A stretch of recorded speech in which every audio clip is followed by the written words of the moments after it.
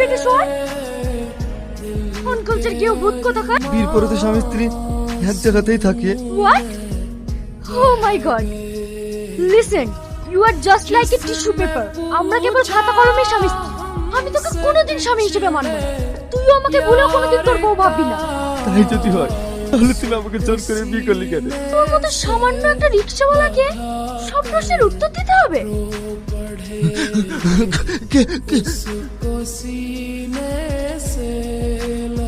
এই ছোট লোকের বাচ্চা কটা বাজে রে? কিছু বলছেন ম্যাডাম? আমাকে চা কে করে দেবে তোর বাপ? আমি আমি এক্ষুনি চা করলে আসছি। থাক আর চা আনতে হবে না যা আমার জুতো নিয়ে আয় পরিয়ে দে